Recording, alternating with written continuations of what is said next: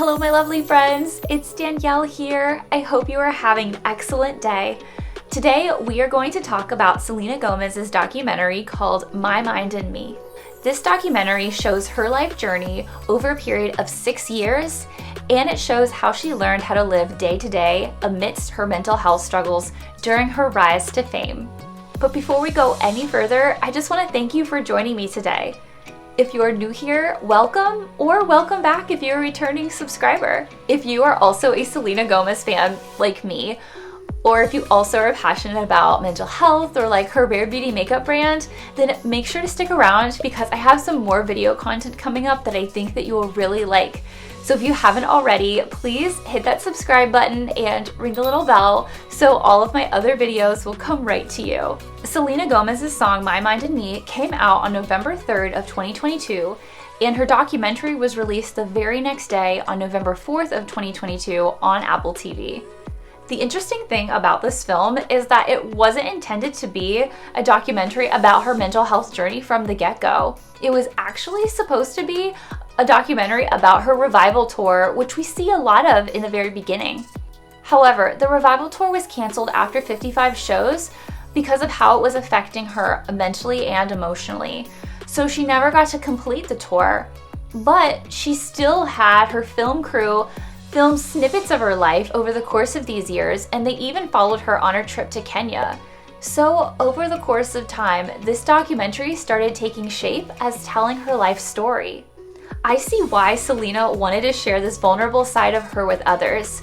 She has such a beautiful heart, and she truly wants to help people. Her desire for this documentary was to show others what she went through so they can relate to her experience, and for other people out in the world to know that they are not alone in whatever they are going through. Selena is trying to be a role model for those suffering from mental health afflictions. And she wants to show by her example that it is not weakness to be vulnerable or to admit when you need help, that it actually takes real courage and strength. I am very thankful for Selena to be sharing her experiences with us like this. However, initially I felt like this documentary might have been too much for her to handle. In many of her interviews leading up to the release of this documentary, she had mentioned that she was only able to watch it once all the way through, and that she doesn't plan on watching it ever again. And I think that it's because after seeing this documentary that so much of what she went through was so hard. There were just a lot of hard moments that she had to relive watching it, and it was triggering for her.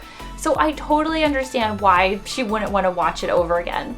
Hopefully she has been able to cope with the existence of this documentary by knowing how much her fans love and support her through this, and to know that she's touching the lives of others and really making a difference, which is exactly why she wanted to release this film in the first place. Personally, I enjoyed watching this documentary, even though it is hard to watch. I had wanted to see it the day that it was released, but I wasn't in the right state of mind to be able to handle it. So I would definitely recommend that if you haven't seen it yet, to make sure to watch it when you are ready to, because it does take you on an emotional roller coaster. Since this documentary was originally going to be about her revival tour and not about her mental health, it does sort of feel more like a tour documentary at the very beginning, and then it takes a real turn. Like, what I'm saying is that in the beginning and throughout this film, it really feels pieced together, and it doesn't feel like it was intended to be an exploration about her mental health journey, which makes sense because it actually wasn't intended to be that in the first place. But I will say that with the footage that they had and what they had to work with to create this, I think that they did a good job. From the film, it's easy to see how overwhelming this life of stardom was for her. It got to a breaking point, and she just needed to cancel the remainder of her revival tour. It was during that time when she was away from the spotlight that she was diagnosed with bipolar disorder, and we also find out that she was experiencing some ongoing episodes of psychosis. Now, Selena had first shared publicly that she was diagnosed with bipolar disorder during the pandemic of 2020. So I had already knew that going into this film, so I wasn't surprised to learn about her bipolar disorder. However, it was the first time that I heard that she had experienced psychosis. I think revealing that was one of the most vulnerable parts of the entire film. And I kind of wish that they explored this a little bit more in the documentary so we could get a better understanding of her experience. I think it's important for people to know that psychosis isn't just seeing or hearing things that are not there. People can experience psychosis without hallucinations, and I think this is very overlooked. Fundamentally, psychosis is a disconnect from reality. Psychosis can be a symptom of bipolar, but it is not always present, and not everyone that has bipolar will experience psychosis. But thankfully, Selena was able to return to a lucid state of mind with medical treatment. In the very first scene of this film, we see Selena and her friend Raquel in the car before it transitions to a flashback scene. And in this moment, Raquel is asking Selena if she would like to take her daily meds, which most likely are her bipolar medications. I am so happy that Selena did find medications for her bipolar disorder that have been able to help her through with treatment.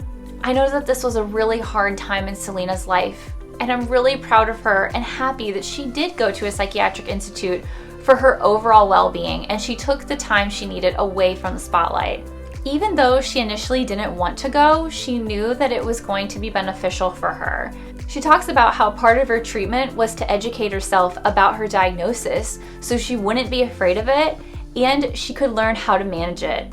I think the one thing I am most disappointed about in this documentary is that it only briefly mentions Selena's kidney transplant. If you aren't aware, Selena was diagnosed with lupus, which is an autoimmune disease, when she was in her early 20s. It got to the point where her lupus was so bad that it was attacking her kidneys. And at the time, she was living with her friend Francia, who actually ended up getting tested and was an exact match, and she generously offered Selena her kidney. In the documentary, we see a few seconds of a newspaper clipping with a photo of Selena and Francia in the hospital. But that's literally it.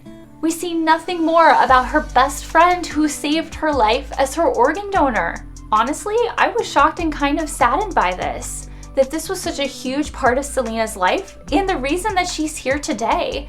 And I don't know exactly what happened, but I definitely don't think that this should have been glossed over.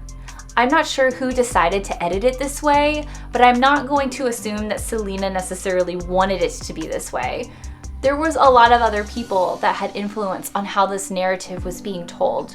And it could have been her director, her producer, or someone else that was involved in the film's editing process and maybe had a little bit more control over how the storyline was being told.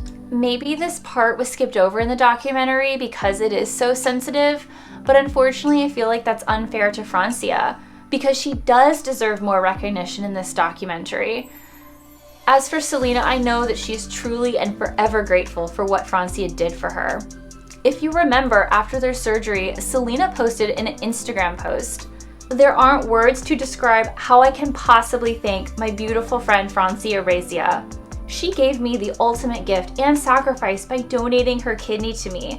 I'm incredibly blessed. I love you so much, sis.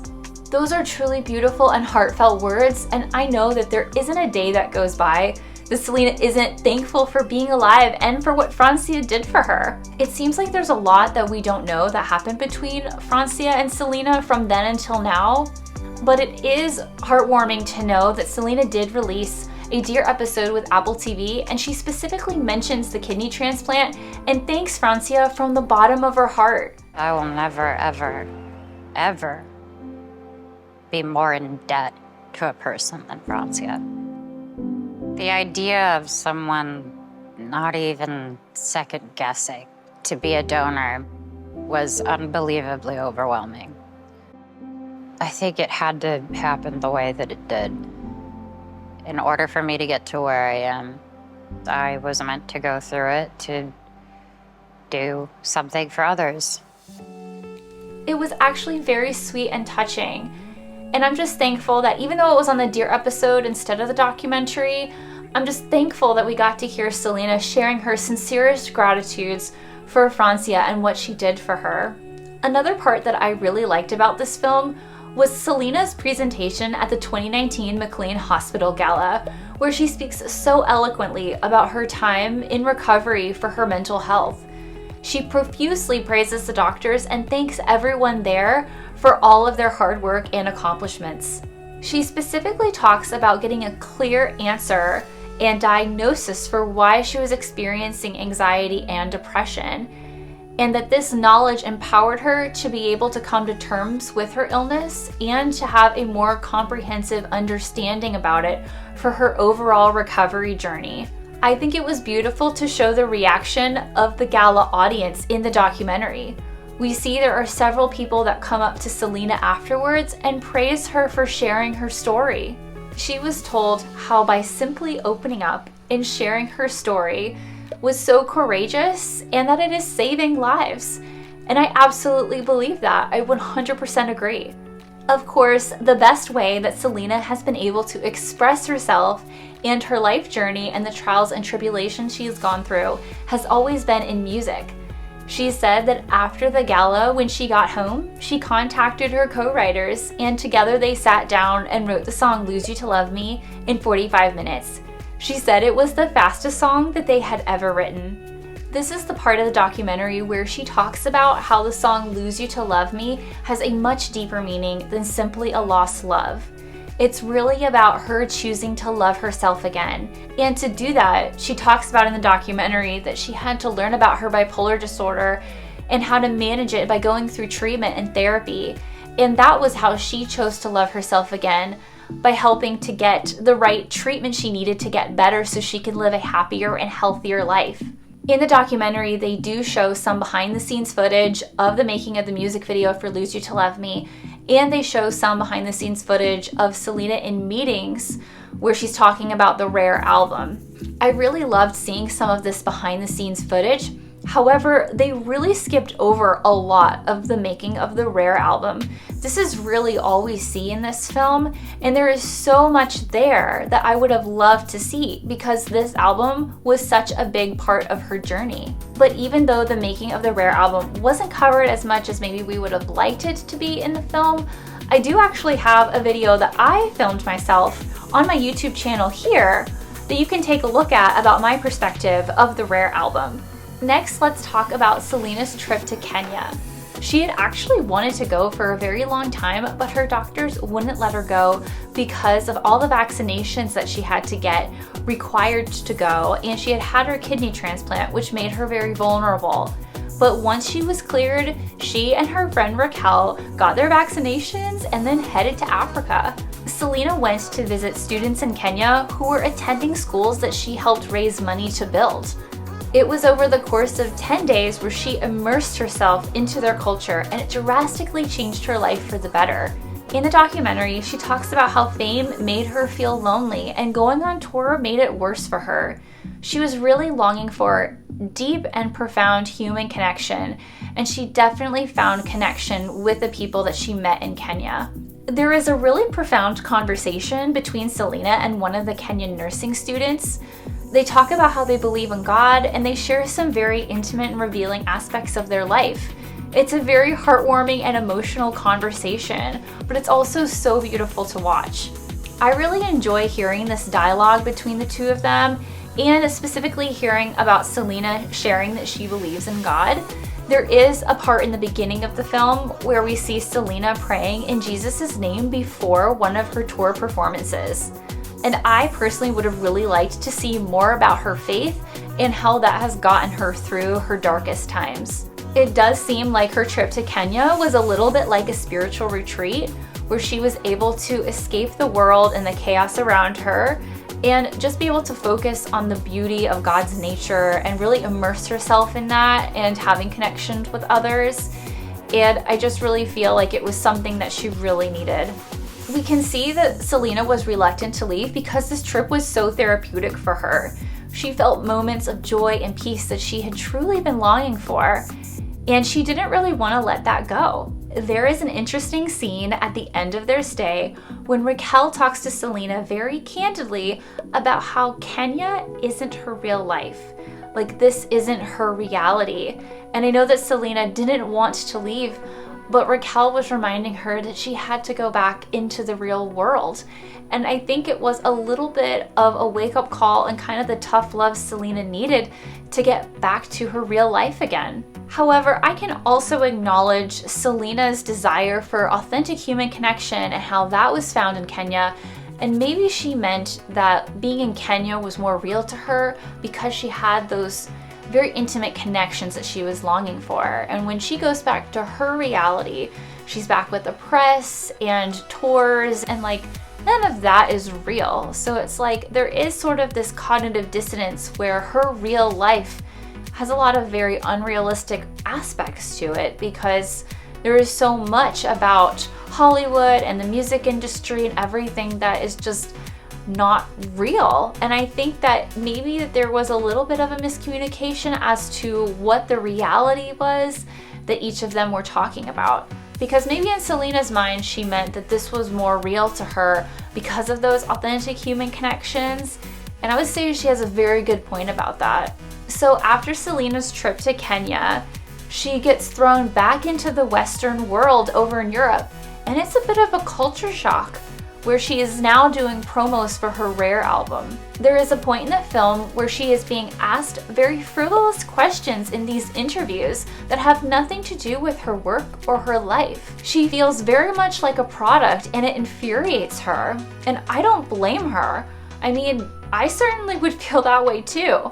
It's obvious that Selena didn't like being tossed back into the real world so suddenly. It was very jarring for her. And then there's a moment in this part of the film where Selena and Raquel have a bit of a disagreement with one another. And Selena talks about how she's very tired and that when she returns home, she just wants to take time to rest. And Raquel kind of took that as Selena complaining about her job. Do you think that I'm complaining about my job? Yeah, you sounded like you were.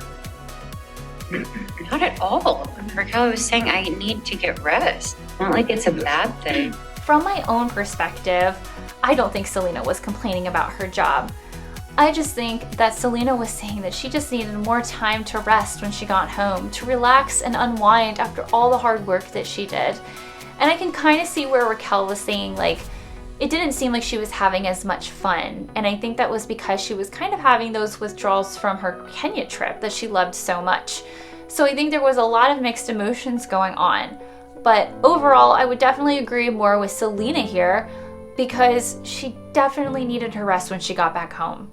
As Selena returns home, we see the world starting to shut down due to the pandemic. At some point during this time, her lupus flares up, and we see that her body is in so much physical pain. This is also very mentally and emotionally draining for her. And we see that she is just so overwhelmed with everything, and she talks about how she doesn't want to be super famous anymore. But even though there are times where she says she wants to quit, she recognizes that God has given her this platform as a gift. And because of that, she knows that she needs to use this gift for good. I totally agree with her here, and I think she has a beautiful insight into her life and how she wants to use her gifts to help others. At this point in the film, we actually hear her asking herself some hard questions. For instance, she asks, "Why am I here? Why am I alive? Clearly for something. I'm still here to use whatever I have to help someone else." So I think this goes back to her reflecting on her diagnosis of lupus and how that has affected her life, and going through the kidney transplant and just being thankful and knowing that she's blessed to still be here today. The end of the documentary ends with where Selena is now.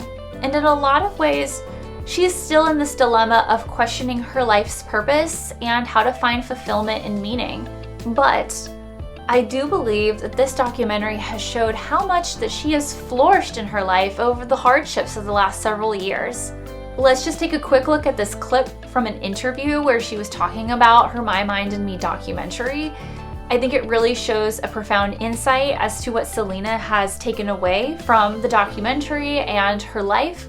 So let's check it out. I had been told I needed to look better, that I needed to dress cooler, that my tour was kind of lame. I'm never gonna let anyone ever again make me feel that way. And I gained my strength back when I realized, actually, no, that girl wasn't lame. And once I was released from a voice that was in my life, I didn't fall. I actually rose up. And that's the best thing. I think this clip demonstrates that Selena is well on her way to discovering her specific life purpose. She is now freed of a voice that was weighing her down, and she is rising above any self-doubt that she previously had before. She knows what it's like to feel that way, and now that she's doing so much better, she wants to be a voice to help others. She wants to specifically help start and facilitate a conversation around mental health so people can be more aware of what they need and to seek therapy and treatment for it. Selena recognizes that she is still a work in progress, and that doesn't take away any of her value or dignity. The final words of the documentary are, "I am enough, I am Selena." And basically what Selena is saying here is that she is finally okay with where she is in life, and she's learning to live day to day in the best way possible. So now I want to wrap up all my thoughts for you about this documentary. Overall, I think that it was a very insightful film into Selena's life over the last several years. However, I do feel like there were some things that were pretty significant that were missing from this documentary, and I think if they were added in, it could have made it a lot better. For example, I had already mentioned that I wish that her kidney transplant was more emphasized in this film, and I also think that the making of her Rare album should have also been seen in the film to a greater degree. Another thing that I haven't mentioned is that the making of her Rare Beauty makeup brand was completely left out of the film. Like, that was such a huge part of Selena's life in those years, and she had been working on Rare Beauty for like 2 years prior to its release. I think they should have included something about Rare Beauty and the inspiration behind the brand, especially because it has such a heavy focus on mental health, and it all ties into Selena's life here. So what did you all think of this film? Have you had a chance to watch it, or are you going to go watch it now? Either way, I would love to know your thoughts down in the comments below. I really hope that you enjoyed. Thank you so much for watching. Now go out there and have courage, be kind, and be a saint. I'll see you in my next video. Take care and God bless. Bye.